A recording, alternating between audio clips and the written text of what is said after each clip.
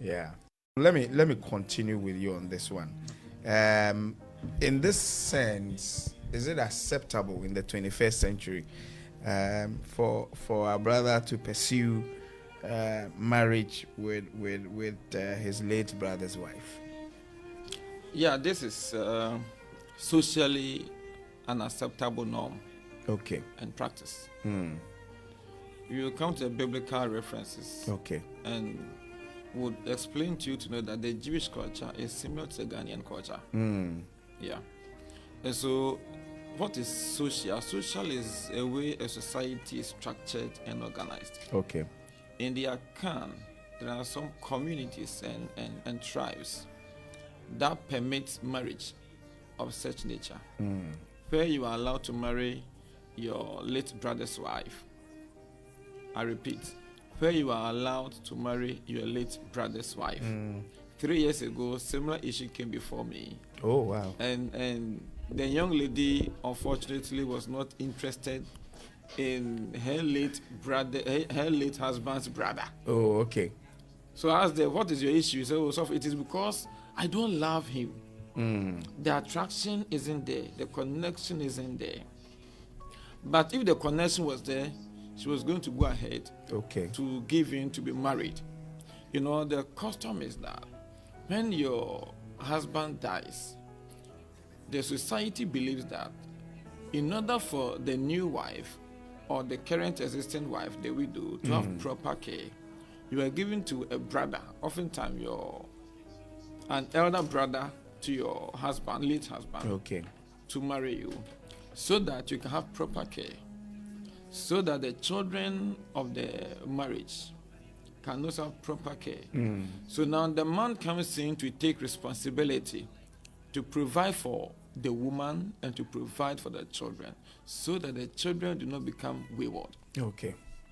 And again, if the man left behind properties that needs to be managed, the man comes in, takes over, and manages the properties, including the wife. Okay. And again, so that this woman does not become so stranded. Okay. So you need to be given another husband, especially when you are a young widow. Okay.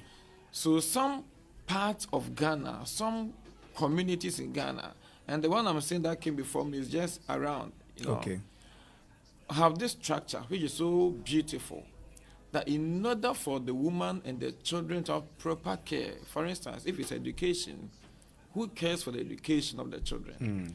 If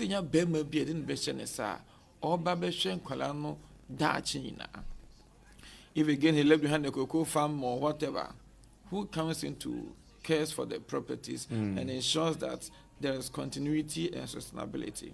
And so the custom is that you must be married again to a brother. Okay. Or to a husband of your late, to the husband of the brother of your late husband. So that you can be cared for. So that the community does not more handle you. Okay. And so this custom is part of us as Africans. It is rather unfortunate that of late our traditions and customs are dying out. And do you know that in Akan, you can marry your cousin as in your uncle's daughter? Okay. Yeah, because your uncle's daughter is not biologically related to you. Because we say that yedi and adie. So your cousin who is coming from your uncle's side is it uncle from your father or from uncle your mother's side? From your mother's side. Yes. Okay. And the Akan people have reasons for doing this. For example, if there is a young man with good traits, because let us establish the fact that a cousin from your uncle's side, your mother's side, so there's no blood relation. So and because there's no blood relation and she's not your relative, you can marry her. And they did that for several reasons, and one of them to preserve certain traits. If there were some characters that were so good we find in Prince, we would not allow Prince to have an offspring that to benefit another man's or woman's family. And and ye enka fiheya. Okay. If Prince was that rich, he marries outside our family and then begins to take good care of that man in another man's hometown or family somewhere. And that's what we call Ifiawari. Okay. Ifiawari are marriages within the family, confines of the family. So you marry your cousin and say Sika no fie why it doesn't go out. Say a trait, character traits, suban papa be a curfew. So that our cousin or your cousin, who is a woman, is not married to a vagabond somewhere. Some actualistic fucking boy becomes to marry her. And then Obeum Sabi Unkasiama Gufio. Okay. Intending penny. So Belma dear, you're nice man. Nana bought with fear. And this one, the conversation is often done by the parents. Okay. We look at Sister Joyce. Joyce is good. The normal Prince Maria. Ebeye the omuho jomu ya basa basa. Director. If I chop off money, so bonio.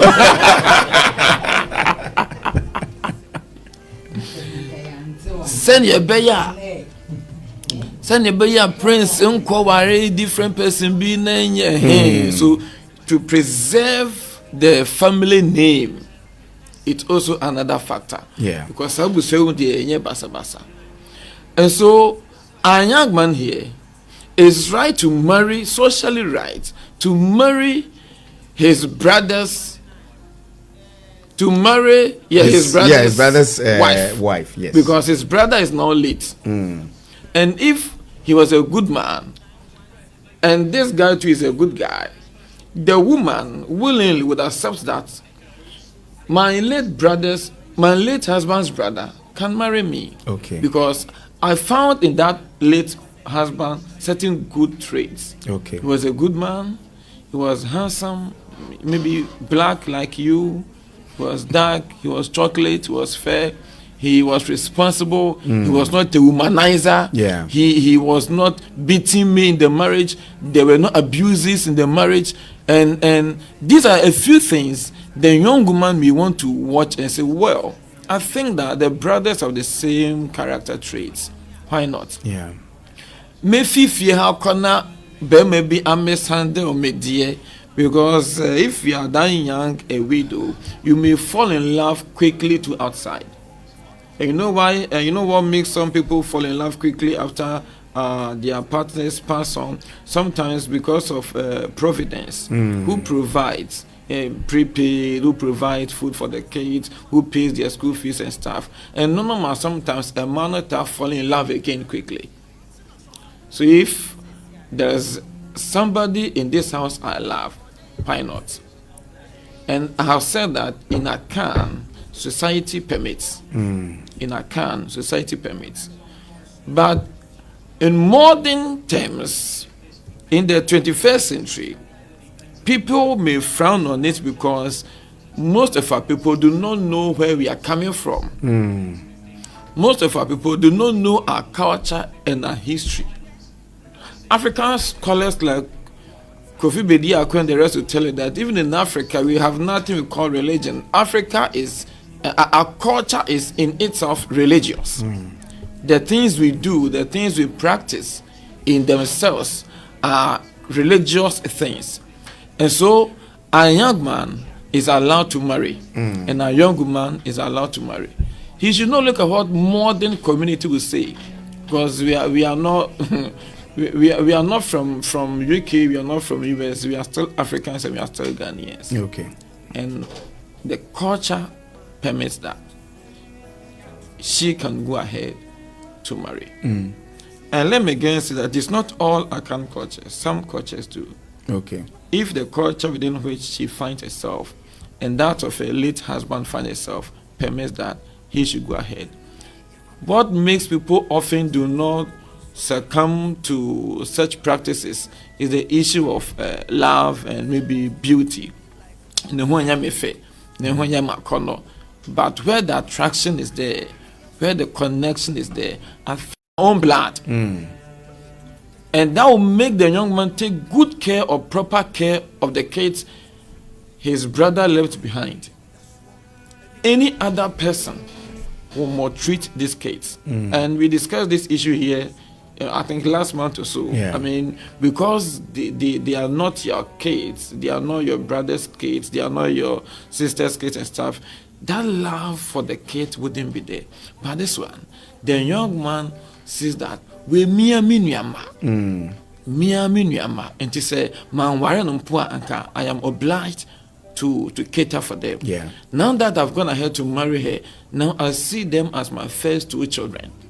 And this is one of the reasons why the Akan community, in the wisdom of our ancient fathers, permitted such marriages. Yeah. And so our brother and our sister should feel free and feel comfortable, and they should go ahead and get married. And I'm sure they'll have a beautiful marriage. Yeah.